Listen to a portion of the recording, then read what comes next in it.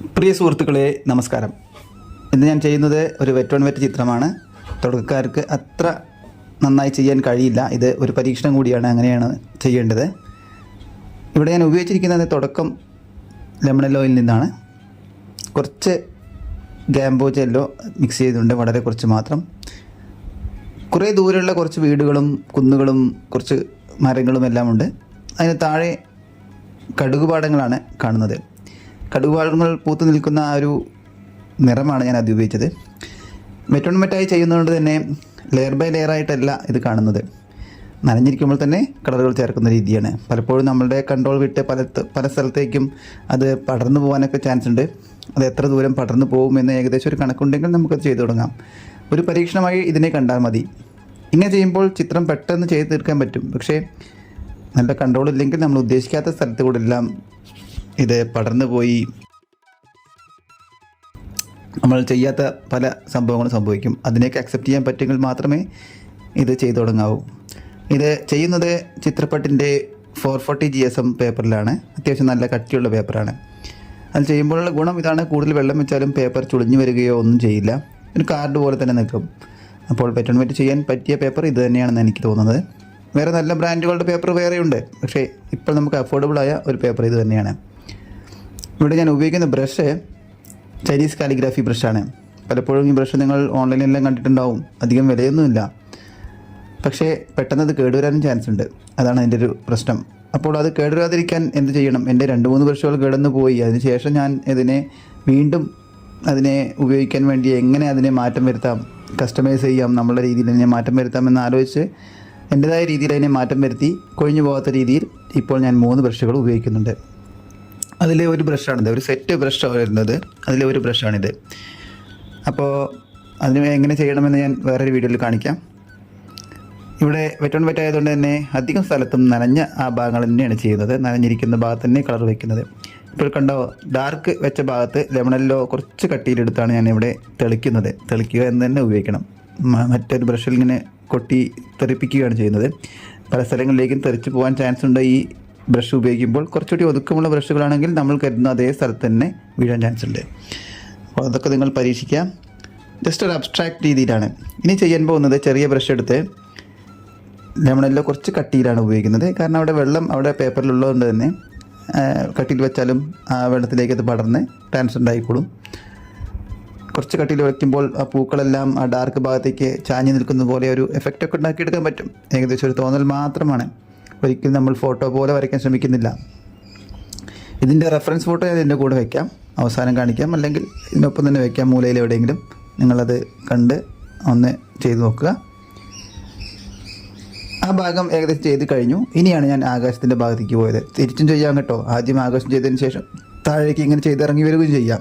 പല രീതിയിൽ ഇതിന് ചെയ്യാം. ആകാശത്ത് ഉപയോഗിക്കുന്നത് കുറച്ച് ഇൻഡിഗോ കളേഴ്സാണ്. കുറച്ചൊരു മഞ്ഞ് മൂടിയ എഫക്റ്റ് ഉണ്ടാക്കാൻ വേണ്ടിയിട്ട്. ആദ്യം വെള്ളം നനച്ചതിന് ശേഷമാണ് കേട്ടോ വെച്ചത്. അപ്പോൾ അതുകൊണ്ട് നന്നായി മിക്സ് ചെയ്ത് വരുന്നത് നിങ്ങൾക്ക് കാണാൻ പറ്റും.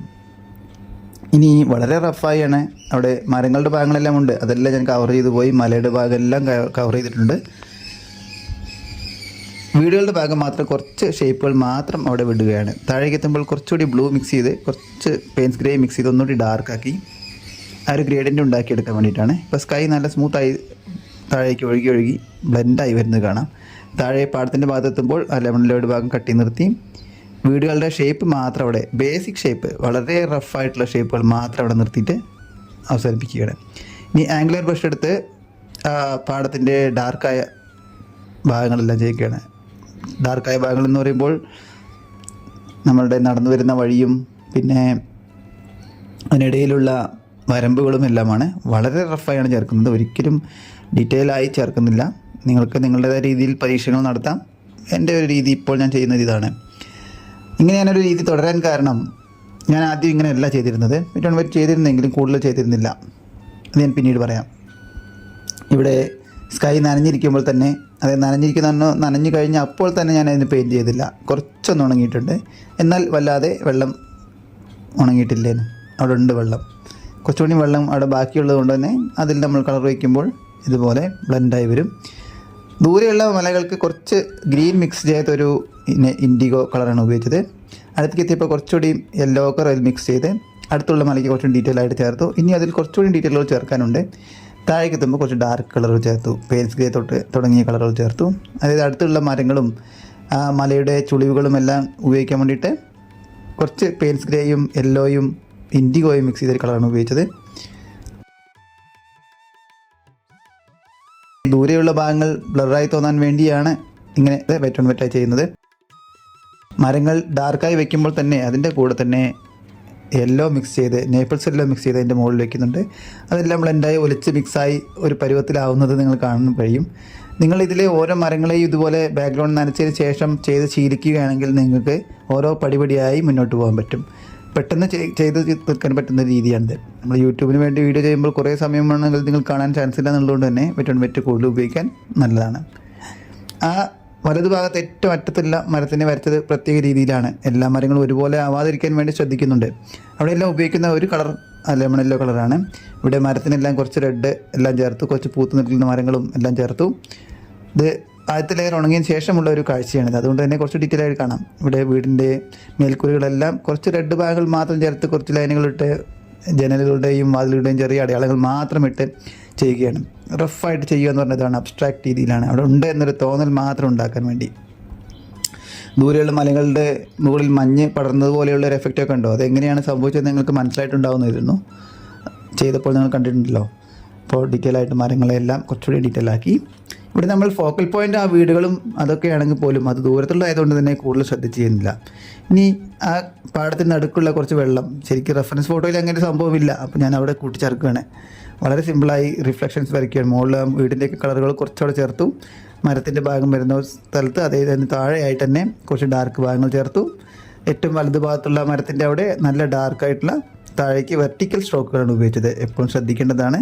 വെള്ളം ചെയ്യുന്ന സമയത്ത് നമുക്ക് വെർട്ടിക്കൽ സ്ട്രോക്കുകൾ ഉപയോഗിച്ചാൽ പെട്ടെന്ന് അതിനെ റിഫ്ലക്ഷനായി തോന്നിപ്പിക്കാൻ കഴിയും. അതിൻ്റെ മുകളിലൂടെ കുറച്ച് വൈറ്റ് ലൈനുകൾ ഇടുകയാണെങ്കിൽ കുറച്ചുകൂടി വെള്ളത്തിൻ്റെ എഫക്റ്റ് ഉണ്ടാക്കാൻ പറ്റും. ഞാൻ അതൊന്നും ചെയ്യുന്നില്ല. വൈറ്റ് ഉപയോഗിക്കുന്നേ ഇല്ല. അതിൽ പേപ്പർ വൈറ്റ് ഉപയോഗിച്ചാണ് ചെയ്യുന്നത്. മുകളിലുള്ള മരത്തിൻ്റെ കളറുകൾ ഏകദേശം അവിടെ ചേർക്കുമ്പോൾ തന്നെ നമുക്കൊരു റിഫ്ലക്ഷൻ വരുമ്പോൾ തന്നെ ഇത് ചിത്രത്തിനൊരു പ്രത്യേകത ഉണ്ടാവും. നമ്മൾ ഫോക്കൽ പോയിൻ്റ് ദൂരെയുള്ള വീടുകളും ആ മരങ്ങളുമാണെന്ന് പറഞ്ഞല്ലോ. അപ്പോൾ അതിനപ്പുറത്തുള്ള ഭാഗവും അതിനിപ്പുറത്തുള്ള ഭാഗവും അധികം ശ്രദ്ധ കൊടുക്കാതെ എന്നാൽ കുറച്ചൊന്ന് ഡീറ്റെയിൽ ആയാണ് ചെയ്തു തീർത്തത്. നിങ്ങൾക്ക് ഇഷ്ടപ്പെട്ടു എന്ന് കരുതുന്നു. നിങ്ങളുടെ അഭിപ്രായങ്ങൾ താഴെ ചേർക്കാൻ മറക്കരുത്. കൂടുതലായിട്ടുള്ള കാര്യങ്ങൾ ഓൺലൈൻ ക്ലാസ്സിൽ ഞാൻ പഠിപ്പിക്കുന്നതാണ്. ബേസിക് ആയിട്ടുള്ള കാര്യങ്ങൾ നിങ്ങൾ താല്പര്യമുണ്ടെങ്കിൽ ഓൺലൈൻ ക്ലാസ്സിൽ ചേരാവുന്നതാണ്.